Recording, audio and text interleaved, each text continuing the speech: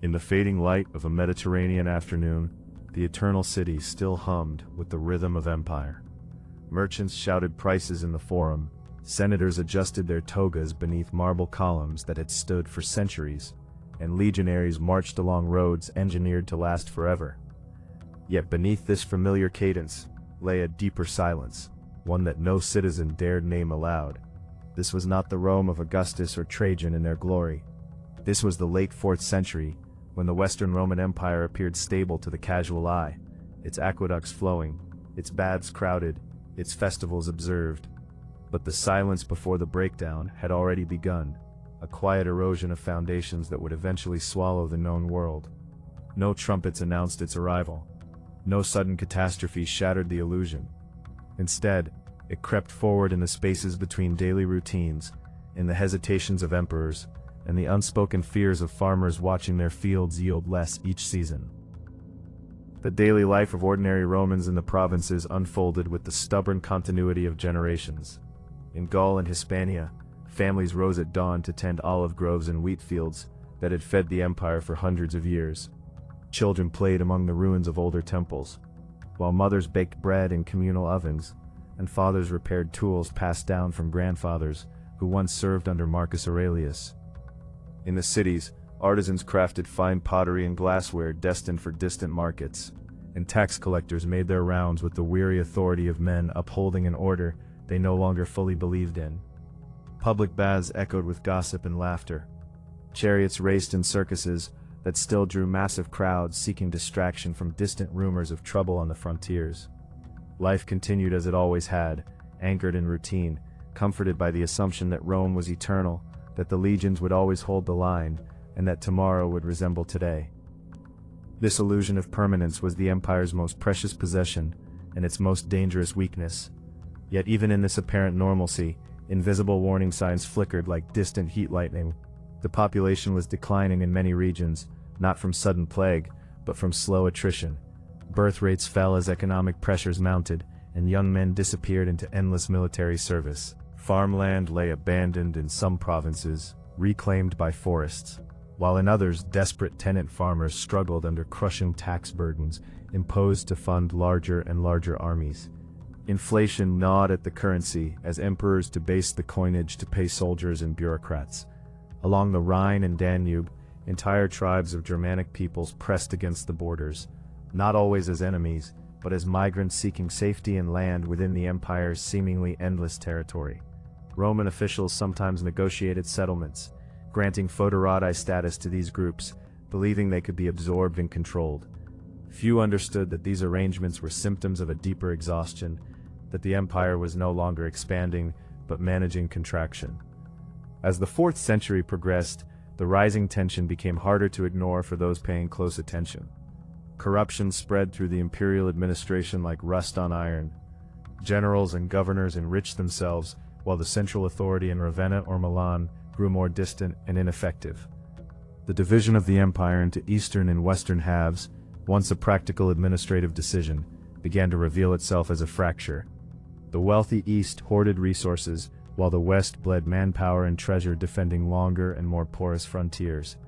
Barbarian groups, displaced by their own migrations and conflicts further north and east, moved in larger and more organized waves.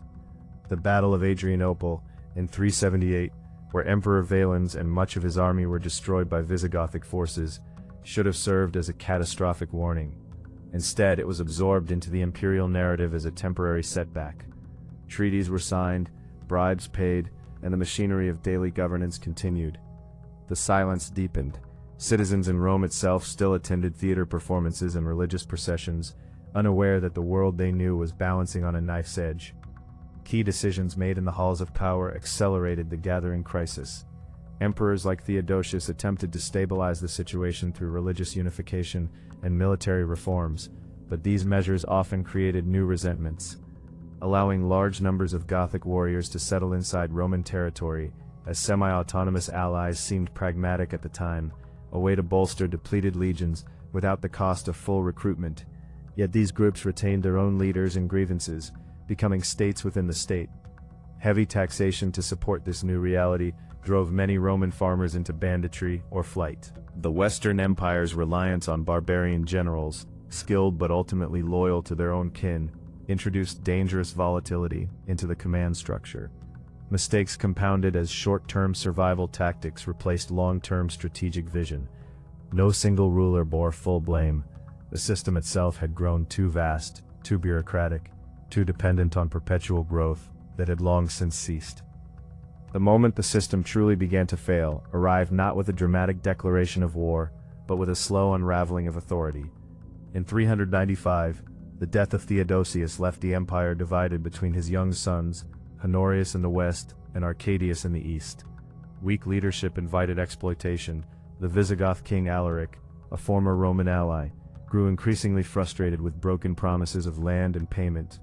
His forces ravaged the Balkans and then turned toward Italy itself. In 410, after years of maneuvering, negotiation, and betrayal, Alaric's warriors entered Rome through an open gate. The sack that followed lasted only 3 days, but its psychological impact was immeasurable. For the first time in 800 years, the Eternal City had fallen to a foreign army.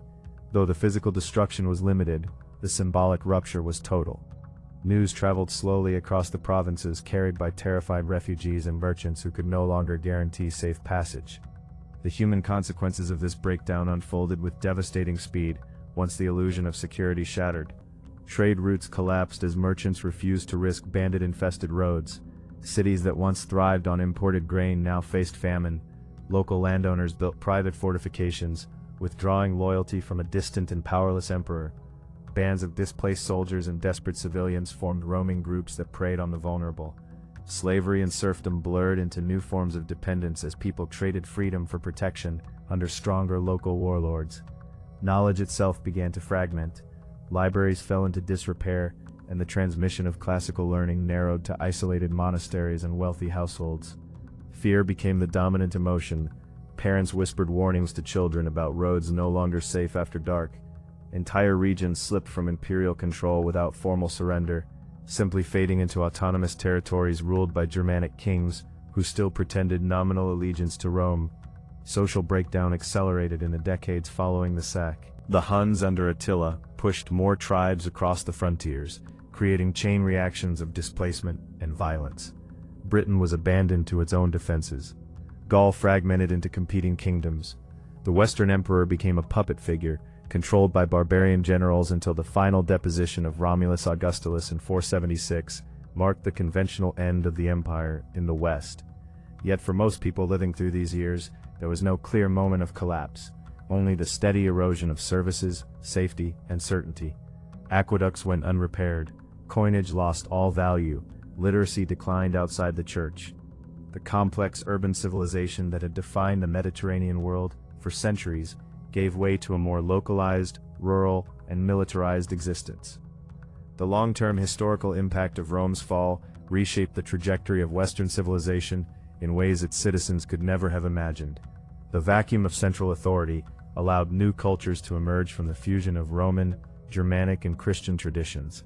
Medieval Europe, with its feudal structures, knightly warfare, and monastic preservation of knowledge, was born from this painful transformation.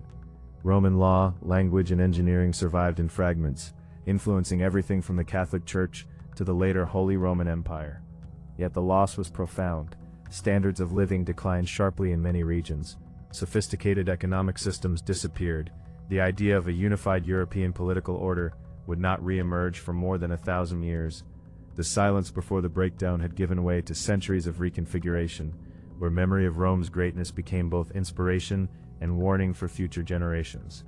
What remains most haunting about this period is how ordinary the early stages felt to those living through them. The same sun rose over the same hills, the same markets opened each morning. People made plans for harvests and marriages, assuming the basic structures of their world would endure. They could not see that the real danger was not the barbarian at the gate, but the quiet weakening of the institutions that had made the gates strong in the first place. The collapse did not begin with chaos. It began with small compromises, deferred maintenance, and the comforting belief that problems were always someone else's to solve. In the end, Rome did not fall in a single dramatic moment. It faded through 1,000 small surrenders until the silence became permanent. And in that silence, a new world slowly, painfully, began to take shape.